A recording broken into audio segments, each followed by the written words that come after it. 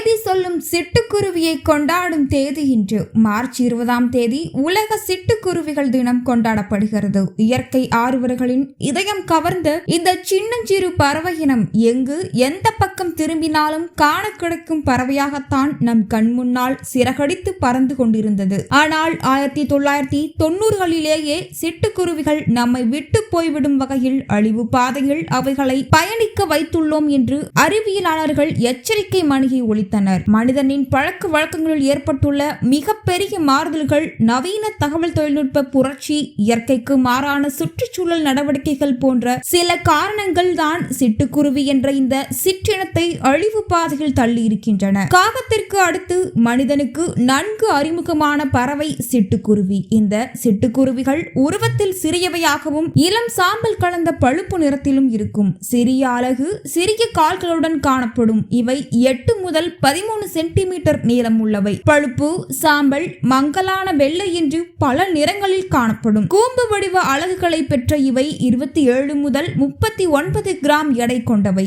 ஆண் பறவையில் இருந்து பெண் பறவை வேறுபட்டது. சிட்டுக்குருவிகளின் வாழ்நாள் சுமார் 31 ஆண்டுகளாகும். இவை மனிதர்கள் இருக்கும் பகுதியிலேயே வசித்தாலும் மனிதர்களோடு பழகுவதில்லை. இவற்றை செல்ல பறவைகளாக கிளி, மைனா போல வளர்க்கவும் முடியாது. மரத்திலும் வீடுகளின் மறைவான இடங்களிலும் வைக்கோல் போன்ற மெல்லிய பொருட்களை கொண்டு கூடு கட்டி வசிக்கின்றன. வெளிக்காற்று வீட்டிற்குள் வர முடியாதபடி வீடு முழுவதும் குளிரூட்டப்பட்ட வீடுகளில் குருவிகள் கூடு கட்டி குடியிருக்க இயலாமல் போனது. எரிவாயுக்களில் இருந்து வெளியேறும் மெத்தைல் நைட்ரேட் எனும் வேதியியல் கழிவு புகையால் காற்று மாசு அடைந்து குருவிகளை வாழ வைக்கும் பூச்சி இனங்கள் அழிகின்றன.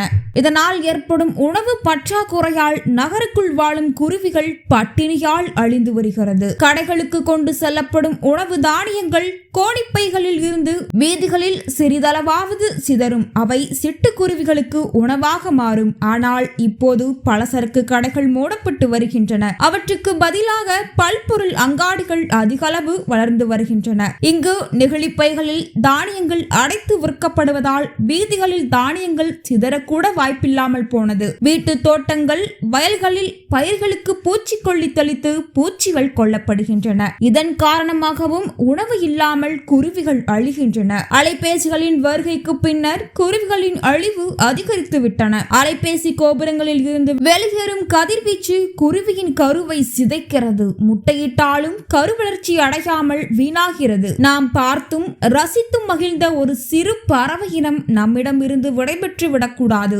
முட்டையிட்டு அடைகாத்து தன் இனத்தை பெருக்கி மனித இனத்தை பெருக்கி மனித இனத்தை மகிழ்ச்சிப்படுத்த வேண்டும். அதற்கு ஏற்ற சூழ்நிலைகளை உருவாக்குவதும் பாதுகாப்பதும் நமது பொறுப்பு. சின்னஞ்சிறிய சிட்டுக்குருவிகளை பாதுகாப்போம் வாருங்கள்.